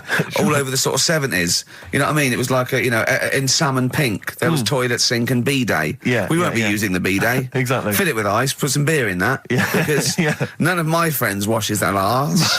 There are people who refuse to touch their, the hole with the hands, and they only use a bidet. So if they're at a party and there's no bidet, Well, Carl doesn't like feeding his bollocks for cancer because he says he doesn't like the texture of them. sure. Well, so he'd probably love a bidet if he didn't But have are to there go. kind of upper class women who just waddle into the dining room in sophisticated trousers around their ankles, going, "Where's the bidet? It's filthy." Where's the bidet? I don't know what We was- use the paper. The what? I think the fish was off. I'm going berserk up there. Get me a bidet. Yeah, what if you lie on the floor? Or I am climbing into the sink and turning the tap upside down. It's the only way I can do it. Yeah. Bidet. Thoughts on bidets? Have you ever used one? Well, no, you told me all this, but you still haven't got to the bottom of how you use them. No, I mean, I don't know. I don't know how what- to use it. Do they come? You need to ask Darren Brand. Does it come with like instructions, like a flat pack I kit think or you're supposed something? to know. about- I think you're supposed to. If you've bought a bidet, the assumption is you know how to use it. Imagine someone installing it and going, "There you go, there's a bidet." You go, "Could you show me how to use it?" Well, you like this? Well, no, go to the toilet first. Do the whole thing. Otherwise, I won't know in I'll context. just sit here in the corner. That's fine. Okay. Do well, you read a magazine when you're normally going? Or Well, what I might you do, but I mean, I don't really want to do it with you here. But how will I know? Exactly. I need to know how you transport yourself from the lavatory to the bidet. Remember when we were trying to offer Carl money to have a shower with Johnny? Yeah. That's a just weird some of the thing to- highlights of the year. That's a weird thing to do. Yeah. We nearly had him there, and then he didn't want us to watch. Yeah. We said, "Well, how do we know that you've done it or not?" Yeah. He went, "You are definitely bent." That's his conclusion. What we got lined up? Well, hang on. Let's just say if anyone's got any idea sort of how to use a bidet, maybe Any idea for anything to talk about on this show? Well, that doesn't involve crapping or Yeah, farting. we've done that. Yeah. We haven't done little Chinese fellas or the gays yet. That's still to come in the second hour. Ian.Camfield@xfm.co.uk if you've got any thoughts on bidets or just, lavatories generally. Richard Ashcroft on XFM, Check the Meaning. I think it was out this year and we enjoyed it, so we I played certainly it. had a thought then that, someone like Richard Ashcroft, who's really cool. I mean, I think one of our greatest rock and rollers, really. He writes great tunes, does great albums. The Verve, already in history. I just suddenly thought of him listening to this and thinking, I wish they wouldn't play my songs because I don't want to be associated with that drivel. Yeah. Most people get a buzz out of it, get it on the radio. Do you think people say don't let Gervais and Guilty by Merchant- association. Do you know what I mean? I love that song. I love Check the Meaning. I thought it was a lovely song. And he's thinking they're going to sandwich it to bring talk about little gay Chinese fellas and bidets. Yeah. Yeah. And it's going to make me look What worries bad. me, Rick, is that if we had to draw up some kind of list of artists who would allow us to play their songs, it's going to be such a short list. Gary Glitter, it's just going to be a few people who, are slightly more shameful than us. I just thought of something. There are 1 billion people in China, and I assume it's the same percentage of homosexuality occurs as that to 1 billion, 1 in 10. That means there's 100 million little gay Chinese fellas running around. Richard Ashcroft, if you're listening, I apologise for that last... Think about it. thing. John Lennon, you okay? War is over. I heard a DJ in the week. I won't say who it was, but sort of like a cheesy sort of housewife choice DJ, and he played that, and he went, weird one, that, isn't it? What do you think of that the first time you heard it? Strange one. John Lennon, Yoko Ono, war is over. Here's the moment, at least, out there. I love that. Oh. What does he mean? That's exactly what I want from a DJ. That kind of insight. We were talking before the break about how many little Chinese fellas there are. Yeah. Billions. An awful lot of them. Brilliant, good, more the merrier. Are you familiar, Rick, with the scary fact, I don't know, Camford, if you're aware of this, and Go it's on. chilling. I don't know where I've heard this from, but apparently and this is kind of legend, I didn't just make this up, this is well known, that if all the Chinese people in China, right, no, come on, if they all jumped up and down at the same time, apparently, this is what they say, apparently it would cause a tidal wave that would wipe out America. That would destroy America. I love the idea of coordinating that. Brilliant. Well, I like the idea, firstly, they don't need weapons of mass destruction, they don't need nuclear weapons, because they got that threat They can't constantly. have one that. You can't count a tidal wave as a weapon of mass destruction. Or jumping. Tony Blair could send in sort of people, UN people going, look out for anyone jumping. Exactly. Because all they need is an immense sort of skipping rope. Oh yeah, once a little fella in Japan holding one end, a little fella in Russia holding the other. Exactly, yeah. And they go, on your marks, you'd have a lot of coordination over that one little... Maybe like someone like Mr. Motivator, kind of coordinating it all from the top of the wall, sort of looking down. The Chinese equivalent. That's right, yeah. That would be... Because I think that's why they built the wall. I think that's why they built the Great jump Wall. off the wall. Exactly, they just climb on that wall. That's the way it's done. That's the threat. And that's why America started the space race, because you can see it from space. Exactly. So they go. They're up there monitoring constantly. This is Eagle to Houston. There's lots of little Chinese fellas about to jump. Yeah. This is Houston. Are they wearing them? We just need to confirm they're Chinese. Are they wearing those? Are they wearing those comical hats that look a bit like a lampshade? They Yes, are. They are. We just need to confirm they're Chinese. Because if I was the leader of China, what is the name of the? What is it? Is he the king of China? We're so ill-educated, aren't Is we? it the king of China? The czar of China? King, is it? What is it? Is Chairman Mao still there? Is he It's still chairman someone. Chairman someone else probably. The new chairman. I Or don't chairwoman? Don't be sexist. And actually, when I said there's a billion people in China, so there's 100 million little gay Chinese fellas. Yeah. Someone phoned up to say half of them are women. yeah. Well, of course. Yeah. Straight on the phone with that. Well, I meant little lesbian fellas or little gay fellas. Yeah. I wasn't being sexist. But if I'm I just was- saying there's probably 100 million little gay Chinese people. What worries me, Rick, is if I was the premier of China, or if it was some of the people I went to school it with. premier? Oh, whoever is the king of China. If I was the king of China, right? Isn't he the king of China and king and I? Or is that he's somewhere else, isn't he? That's Siam, isn't it? I don't know. We're Is that not, rubbish, aren't we? is that not in China? We're not. Where's Siam then? We're not. It's still on now, isn't it? I don't know. Or was that? Oh my God! Someone educated listening must be tearing their hair out, screaming listening at to three buffoons But listen, in a room. if I was the king of China, let's assume it's the king of China. Okay, yeah, you'd be tall.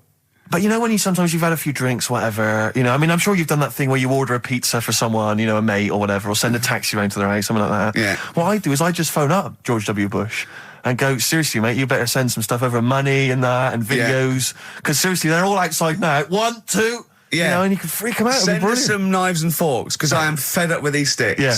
It's ridiculous. I don't know why we're still sticking with them. I can't pick up the tiniest little bit of chicken. It's crazy. It's rubbish. Yeah. Send us some cutlery. I'm having a nightmare eating yogurt. Oh dear. This is 104.9 Racist FM. Absolutely. Jonah Louis. Should we apologise for that? Not at all, no. That's right, innit? Stand by it, yeah, it's that good. was his follow-up to You'll Always Find Me in the Kitchen at Parties. Yeah. One of my favourite lyrics. She was into French cuisine, but I ain't no cordon bleu. Brilliant. Yeah, looking forward to playing that in the new year. What happened to B.A. Robertson?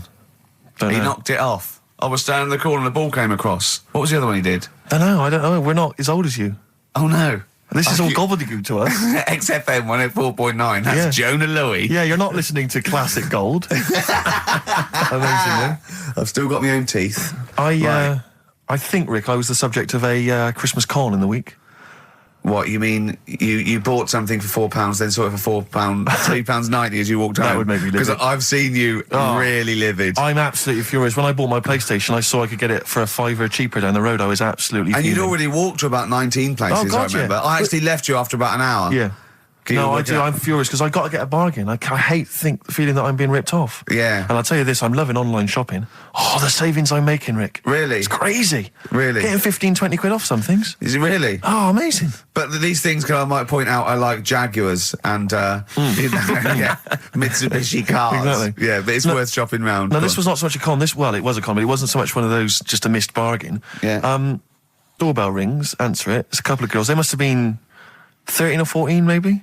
Now, I've always had a problem with teenagers. I'm intimidated by teenagers. In case they call you a dork or something. Well, I mean, I told you before, I was walking down the street once, and there's two guys coming towards me. I mean, real losers. Do you know what I mean? Glasses, the spots, greasy hair. Do you know, really pathetic. And I was sniggering to myself. I was thinking, look at those losers. And as I passed them, I heard one of them look at me and say to his mate, look at that geek. I was furious. I was thinking, I'm allowed to call you a nerdlinger, but gee, I don't expect it back. I was really furious and, like, upset. And so, as I say, these teenagers are at the door, and they were quite aggressive, quite aggressive girls. And they had a piece of A4 paper, and they went, we're doing a sponsored thing. Yeah. But I didn't quite catch what it was they were doing that was sponsored. I think they sort of fudged it. They went, we're doing a sponsor. Oh, yeah. And I went, right. And they went, do you want to sponsor us? Boy, they picked on the wrong person. I was a bit intimidated. I don't know why I said no. I was worried maybe it was part of some kind of, hidden camera show, Yeah. And so I said, yeah, all right, I'll sponsor you. So they handed me this form, and I always thought you were supposed to have quite an official-looking form for any sponsorship thing. But this was literally a piece of A4 torn out of a notepad. It was the back of a Gareth Gates poster. Exactly. And, with some blue tack on it. Yeah, well, and I looked at it, and I didn't really absorb it, but it had things like, Mrs. Jones, Mrs. Smith, £5. Yeah. And then no one's actual address, just Finchley Road, nothing too specific. Yeah. So I wrote my name on, and put down £3. 'Cause a lot of people were giving £5s, but I thought, I'm not made of money, it's Christmas. I've got to buy gifts and stuff. So I Gave him a £5 and asked for change. yeah, well, I gave them £3. I said, I'll sponsor you for £3. Best of luck. And they went, can we have the money? And I said, well, aren't you supposed to do the thing? And the woman the girl just looked at me, she just went, no. So I gave her £3. But what difference does it make? Well, I'm assuming, though, that it's not going to any charity. It's no sponsored thing at all. But then I'm not being funny. The charity that it's not going to, you wouldn't have given to it anyway. It's true enough. So all that's happened is you're £3 down. But I'm £3 down. Yeah, but if it would have gone to charity, it'd be £3 down. The fact that it hasn't gone to charity doesn't matter because you wouldn't have given it to charity. Yeah, but if it had gone to charity, Rick, I'd have felt a little bit superior, a little bit smug. That would have kept me going for another 6 months. Whereas now it's just gone to a couple of weeks off the street, who are scamming people, possibly old people, Rick, and that's who I feel sorry for. They've not got a great deal of money. That's why I'm not worried about myself. I've got a bit of cash. What about the old people? Yeah. Although you are £3 down, which probably still hurts, doesn't it? It's still stinging. That's why I just like to tell you now, get off my chest. It's Merry an emotional Christmas. thing, yeah. Just be careful. If you're living up in North London, be careful. There's 2 girls that are going around. I expect, they might come to your door. But they might be wary. be genuine. No, I don't think so. No. They were common. They were very common. Do you know what I mean? Was the giveaway things like, Santa Claus had given £10, Exactly. Tony Blair had given £1? Yeah. I know what you mean. Yeah, I think you were conned, mate. Yeah. Right. Won't Get Fooled Again by The Who. Ian, I'm going to ask your expert opinion. Is that not one of the greatest rock songs of all time? Yeah, if you'd have played the proper version of it. I know, but it's 6.5 minutes, and we usually do, but we just thought, it's Christmas, people want to... but him and more Jonah Louis. Yeah, but we could have played like the full 8 minutes rather than making the show sound like strolling round your local Asda with the Christmas songs with a little bit more racism. That to me sounds like fighting talk. You want a rock challenge, Canfield. You can't handle the truth. I'm gonna rock this out the last 40 minutes. Can we put Keith Moon in the monolith? I was going to ask you. He's my favourite drummer of all time. Will you go along with that? Yeah, absolutely. So we got Lemmy and Keith Moon. Yeah. Are we making up a kind of super rock band here? We could do. That? We could make up a super rock band. That's far too passé. Let's call it the Monolith of Rock. It sounds more stupid. Okay. So we got Lemmy and Moon. Yeah. We need 3 more. So we need 2 more pillars of rock, and then one to stand astride it, like the metal angel of death. Now, Ian, you've hung out with some of the big rock names, haven't you? Yeah. No, I'm not going anywhere with this. I'm intrigued. Tell me some of the people you've hung out with. You've hung out with Maiden, have you? I've hung out with Maiden. I've been flying with Bruce Dickinson. Yeah. And have you? It only took us 3 attempts to land at Gatwick a few weeks ago. But I don't know much about you, Ian. Are you someone who lives the rock and roll excess lifestyle? Are you kind of drink and drugs? Is that your thing? I like to be kind of on the edge, having a look at what's going on inside. Right. I don't quite know what that means. Well, it's the way they talk, Steve. Right. Well, I mean, because some of those rockers, they're hard-living boys. Can you keep up with them? Do you up till 4 a.m? Oh, 4 a.m? Yeah. 4 in which morning? Hey, Daddy-o, man. Yeah. We're going out about 4 a.m. Yeah. Carl reckons the gays go out late. Yeah. His favourite song is The Killing of Georgie, right? And he went, yeah, but would it have happened if he'd have been, going out a bit earlier? Yeah, well, no, fair point. Yeah. Is that song time specific then? No, but he reckons he probably got because he was out late. Oh, right, okay. He said there's one that works here. Sometimes he doesn't go out till midnight. But I imagine you a little bit like that little boy in the film Almost Famous. When you're on tour with the rock legends, do you know what I mean? You're like, the little kid there. Maybe the doors are being closed in your face, are they? As they go berserk. Yeah, when I started, but now, I insist. He was one of theirs. Yeah, access all areas laminate. I can enter venues now with a big bottle of Jack Daniels. I don't get stopped. Yeah. Really? But seriously, have you, without naming names, obviously, what excess have you seen? Have you witnessed anything? Or have people calmed down now? Are these rockers clean living now? Depends who you're talking about. Sure. Yeah. Is there anything going on like the days of Ozzy and Motley Crue? I haven't seen. I haven't seen any red snappers like with Jimmy Page. Do you know that story? I can't talk about it. Then forget about that. Yeah. Oh, is it disgusting? Yeah. Well, yeah. Or is it worse than talking about B-days and Ricky's farts? Kind of. Right, okay. Yeah. Yeah. Right. Yeah, I know. You wouldn't want the instruction manual as to what happened with the red snapper, like Right. you do with the B-days. Sure. God. But don't, as I say, don't name names. Obviously, there's a sort of client, doctor confidentiality or whatever that you... Yeah, well, I saw... We know there's no one listening. Yeah, so it won't go further than this studio. I saw a member of a very big band play the Astoria recently, and they turned up at the Astoria about 15 minutes before they were going on stage, right? And someone said to them, "Is it good to be playing the Astoria?" To which he turned around and went, "Oh, right, are we in London?" Really? Oh, dear. And this person then... It wasn't Daniel O'Donnell, was it? I can only think of the Libertines. No, that's not a very big, huge band, is it? No. Bigger than that. Bigger than Okay. that. Yeah. Okay. What other rock and roll excess do you want? Oh, I was told once that if you stay up for 2 days, the best thing to do is eat some yogurt. This is just like we're going to having tips now. Sure. Yeah, So if that's apparently the best thing at the end of the excess, you need some yogurt. So always keep some in the fridge. Yeah. And chopsticks are no good. No, Yeah, so don't, whatever you do, don't go on a bender in China, because otherwise you'll be screwed, right? No, there's no benders in China. Oh, there are. There's about 100 million. Yeah. Another tune that I enjoyed this year, Rick. I don't know what your thoughts are on it. I'm fascinated to find out. Loving it. Jay-Z and Farrell and Frontin. What do you think, Canfield? Darkness #1? Yeah, well, they cheated, didn't they? Because they went and did their signing at HMV yesterday, so they could get in like an hour of extra sales. Why is Just that so they cheating, could- though? Well, I don't know. Well, I suppose Gary Jules could have turned up at Virgin down the road, couldn't he? And Yeah. Okay, well, then in that case, they're that going... deserves to be sort of #1, because at least it's potentially a sort of evergreen sort of Slade type classic, and they are the biggest sort of band around at the moment. Canford, what are your thoughts? You love rock. What do you make of The Darkness?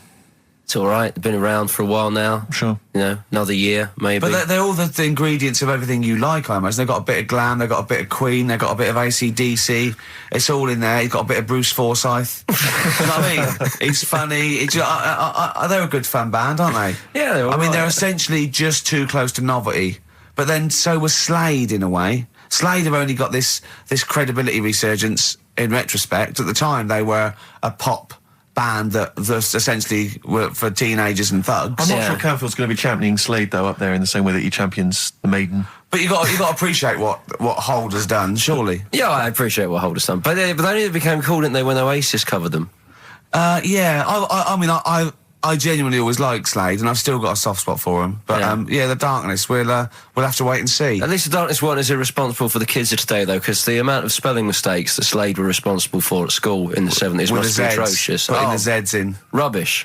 Ian, I'm going to have to ask you for our third pillar of rock before the ad break. Right, well, we need... who have we got? So we've got Lemmy and Moon. Right, okay. I think we need to put in... we need a guitarist in there. We should maybe put in Keith Richards. I'm a little bit worried about the health scare, because the kind of air pollution around any venue that this band might play, with, like, Lemmy and Keith Richards there, See, I'm surprised at Keith Richards, because I would have thought it was heavy enough for you, but the Stones have done enough to get in the annals of rock. Yeah. Okay, let's play some ads. Quick question.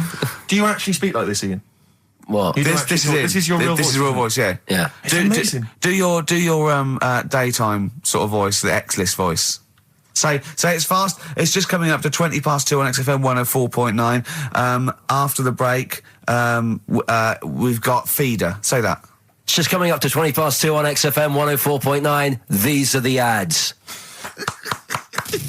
XFM. The trouble with that song is, don't know about it could sound like he's saying something to do with Bell Ends. Well, yeah. What? Heaven forbid. What? You think he meant that? Did he? Probably. No. That's The Darkness on XFM 104.9. Bellend. Yeah.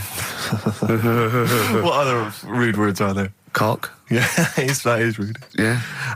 Especially at Christmas. Especially at Christmas, yeah. It's a time for families. Oh, no. Now, listen. Time for family. Now, Ian, Yes. Who is your fourth? We need a lead singer in this mega group, the Monoliths of Rock. Who we got? Lemmy, Keith Richards. We've got Keith Richards on guitar. We've got Lemmy on bass. Yeah. We've got Keith Moon on skins. Right.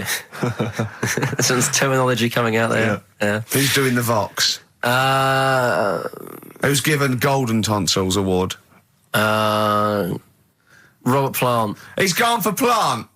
He's gone for Plant. A lot of trad names there. There is the group. The lineup is Moon, Lemmy, Richard, Plant. Okay. Now our competition, Steve. Name that group. Okay. What's the best, heaviest rock name ever? Sure. This is obviously not a name that already exists. No. Okay. My mate of mine yourself? came up with. I think it was Brain Hammer. which I like. Velvet Nazi 666. Sure. So we want the heaviest, most mental piece of death metal, headbanging, bleeding out your brains rock. Axe Attack. Okay. Please welcome to the stage, Christ on a bike. Please welcome to the stage. Oh, look at you. That would be great. Yeah. That would freak out the metalers. Yeah. Cheeky. Yeah. Oh, now listen. They need a manager. They need someone who could introduce them. They need someone to stand astride them. Who is the leader now? Who is the king of all that rocks? Well, it's obviously Tommy Vance, isn't it?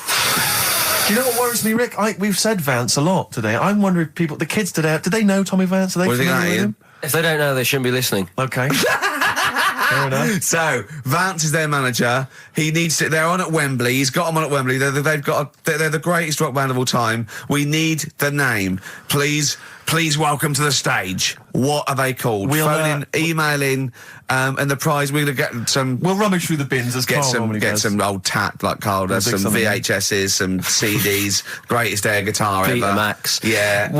Do we need to give out the numbers and Well, stuff? they can email, Don't get can't them they? to phone in. You don't want to talk to him, Ian, seriously. No, you know when what's his name says to Agent Starling as she's going to meet Hannibal, don't let him inside your head. Yeah. Don't talk to the listeners, Ian. Exactly, it's very much the same Please thing. I'm a bit concerned that my email's going to be besieged by people sending you links to how to clean out the B-Day. Well, that's all right. The week. But Nature what's of the the most mental, head bleeding, banging brain hammer operation this band can be called? Call in. Rick, because it always amuses me. I know it's cruel to put you on the spot, but some of your former band names have always amused me. Well, the worst. The worst one. Right, I'll just leave you this. Ricky's had a number of bands over the years. What was the worst one? Ready? Get ready to play that record because I don't want any aftermath. No, hang on, before you tell me, what was the one? Because these pictures of you, like when you're a new romantic, keep on being published. That was Shauna dancing. Yeah, but someone... That's pretty bad. But someone told me, they were like, oh, ask him about when he tried to be Bon Jovi. Can you imagine such a thing? I know the name you're thinking of. Right, here we go. Play the record. Immediately I say this. Ready? The Sacred Hearts. Play a record. Blur on XFM 104.9. I forget the name of that track, but it's good. Good song. Thanks very much. Oh, good song. Yeah. Oh, right. I just thought you were complimenting giving his opinion. Right, Yeah. go on. The what? Are we still on the air? Yeah. What are we doing? Merry Christmas. We got someone on the line. Oh, right. He's here. Who's that? Ricky, Yeah, go on. it's Jonathan. How are you? Good. It's only TV's Jonathan Ross. Ross, turn your radio down, you idiot. I'm here. I like to. I haven't got a radio on. What are you talking about? We can hear the feedback. Well, I haven't got it. It's not my fault. It's your incompetent radio station. And also, didn't you hear? We said don't call him. We don't want to speak to the listeners. I'm not a listener. I'm a visitor to your shores. I'm special. You know that full well. I know you're special, right? Yeah, exactly. What have you got a name for the band? Yeah, you ready? Yeah. Blump. B-L-U-M-P. I tell you for what, you can't have a normal word. If it's the monolith band of all time, if it's the big, you can't have a regular word. It doesn't make sense. How can you have a regular word? All these ideas you've come up with are rubbish. You need a word which only stands for that one thing. No one's heard it before. No one will use it again. Blump. I can't help but feel that that's a more appropriate name for maybe one of Ricky's bands. Yeah. I love seeing that picture of him in that band. You see it everywhere these days. He was like a girl. He was like a little girl in a suit. It's like a little dyke at a wedding. What was that? It's got to be the kettle calling the pot black, surely. I've always got nothing but 100% heterosexual. We're not sure about. There's not anything wrong with it, I know that, but look at you. I actually had to get that in. There's not anything wrong with it. I'm Jonathan Ross. Oh dear. I was thinking the other day, right? Oh, yeah?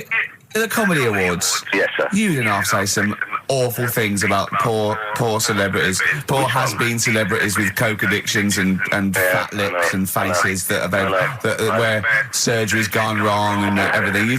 And when they're on the show, they're going, "Oh, you look lovely." Yeah, I'm nice Well, I'm nice to them to their face, but obviously when I'm not with them, I like to let my true feelings be known. What's wrong with that? That's how everyone Well, I'll tell you what, you can get anything off your chest you want on this show. Any celebrities you want to talk about? There's no one listening. Yeah, it's just between me and you. A lot of people listen. They listen to my show, and after they've had a few hours of good laughs, they like something bland to just cool them down afterwards. So they flip over. We know this happens. Did you mention my DVD on your radio show? You know what? I forgot to mention it. Christ! I meant to mention by the office, but I forgot to mention it. And then I thought afterwards, it's not like he needs the cash, is it? It's not like he needs it. It's not like it is, but he's probably earned more money in a short space. You're like a lottery winner, and you've got about as much taste. You're like one of those burglars who's won the lottery. I am. I'm dressed like an Albanian window cleaner at the moment. Burglar from Reading who won the lottery, and now he's fritting it away on what? I do feel sorry for my neighbours. I've moved into a really nice place. I feel like it's the hillbillies. No, it's nice he's moved in though, because it's nice. It's given them something to sort of talk about behind your back. You've united the whole block. Right, go and play with some Japanese wind-up toys now. I'm going home to play Mario Double Dash with my son. It's going to be a good afternoon. I phoned you once after I finished my show. It's about 5 minutes past 3. Yeah. And I don't mind if I said, how you doing? You went, it's brilliant. You said, this is what you said. You went, everyone's out. Jane's taking the kids out. I've already masturbated twice, and I'm playing with a new Japanese toy. I'm masturbating now.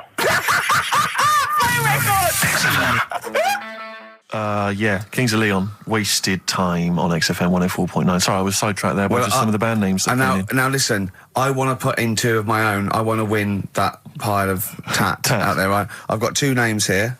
Okay. We should just remind people in case they've just tuned in. Oh yeah, Ian Canfield has chosen his mega band of all time. He's got Keith Moon on drums. He's got Lemmy on bass. He's got Keith Richard on guitar. He's got who have you got singing? Robert Plant. Robert Plant. And their manager is Vance. But he needs to announce them at Wembley Arena. They're already sold out. They're at number 1 in the album charts. They're the greatest rock band of all time. And I've got 2 suggestions. Okay. What about this? Please welcome to the stage. Tungsten lung hemorrhage. Yeah, good. Yeah? Please welcome to the stage. God dildo. God dildo, interesting. Nice juxtaposition there of God, the Almighty Creator, and a dildo. Nice use of some contrasting imagery there. Yeah. Powerful and topical. Tungsten lung hemorrhage. Yeah. We've had a couple also on the email. People didn't really include their names, but who cares? Please welcome to the stage, Balls of Steel. Balls of Steel, yeah. And we've had like Brain Hammer. Yeah. Brain Hammer's good. I Lots like of Brain Hammer. brain-related stuff. Quite liking the idea of tumour fish. Tuna fish, I like. Tuna fish is very good. I like tuna fish. I just wonder if there's one more contender. I don't know who this was, Ian, that phoned in with it, but possibly it's topical. Deathly Hem. Yeah. Deathly Hem. It's brilliant. Oh, it's Deathly Hem. Please welcome to the stage, Deathly Hem. It's Deathly Hem. Who's that? We've got to give it to I don't know who that was. Oh, but, well, if you came up with Deathly Hem, email again. Deathly Hem. It's the greatest name for the greatest rock band of all time. Will you please welcome to the stage, Deathly Hem? It's Golden Tonsils. Isn't it? I was going to go see him once at the Camden Underworld about a year ago, and they had this sign up, right, saying that Graham Bonnet, who sang that song, had cancelled, right, and it said, God willing, he'll be performing tomorrow. And just in case you thought he cancelled because maybe no one bought any tickets, the doctor's certificate was beneath the cancellation sign. Brilliant. Well, we've sung that a couple of times drunk, haven't we, Ian? At the top of our voice. We have done it. It is the best ever. Yeah, it is. Ben has won whatever you're giving away. Yeah, Ben came up with Deathly Hem. Deathly Hem. Yeah. I mean, if you are in a rock band and you're looking for a name and you think you deserve that name, then, write to us. We want to know that you're really heavy, and Ian Canfield would officially hand over the deeds of the name Bethlehem. Bethlehem? Bethlehem, yeah. Bethlehem. They only play at Christmas. You only play, like, big venues at Christmas, and it's all things about, like, fighting, like, good versus evil, and God versus the devil. And you got to write songs like that, yeah. Yeah. Bethlehem on XFM 104.9. Perhaps that the debut should certainly be a concept album based on the Nativity play. Yeah, Brilliant. Nativity, yeah, Or that'd be just good. the whole kind of Old Testament in kind of rock form. Yeah. With like, it'd be extraordinary. It's the battle for humanity. Yeah. It's called Humanity Manatee, and it's a fight in the ocean of hell. Yes. Sure. Yeah. Sure. Yeah. I'd like to see a serpent maybe pictured That'd be a somewhere. serpent, isn't it? I Track think it's a 4. serpent. Track 4. Yeah. Track 4. Yeah. I think we should give massive props and suitable regards to Ian Canfield. He's come in, he's pressed the buttons. He stood in for an idiot brilliantly. Yeah, I he think has so. stood in for the retarded. It's a shame fool. that you've not displayed some of the usual incompetence that we've come to love and expect from Carl. It's a shame. Okay, well, it's You are the greatest DJ in the world, though. The way you sort of like drop Press these buttons. But you know, every you're there. time I've pressed a button off air, Ricky's been going, "Oh, what great DJ!" It's great because So- he ends it. He's just it's just brilliant. I mean, we're lucky if we can talk with the mic on. That's the title, not talk over a record. We did some great links during the ads. Yeah. And, of course, Jonathan Ross masturbating live on air. Just looking back at some of the highlights of You this don't get week's that show. on Capital Gold, do you? Like Tony Blackburn getting a call from Fluff Freeman going, all right, mate, I'm knocking one out. Yeah. Well, have a lovely Christmas. Have a bloody great Christmas. Have a mate. bloody great Christmas. It's the best of next week. Yep. The best of the last few weeks with some tat, you know, that Carl's put together. We're Look back in forward to that. January. We're playing some of our favourite songs of the year. I'm looking forward to seeing Pilker's tan and Pilker's pictures back, from his holiday. covered in ash from the beach. Yeah. And we're back on the 3rd, I believe. But Ian, do you want to introduce one? This is Ian's choice for the day. Yeah. We'll see you next week in spirit, and then we're back on the 3rd with Pilkers. Over to you, Kampf. Enough of Jonah Louis. This is Paul Di'Anno, ex of Iron Maiden, doing Santa Claus is Coming to Town.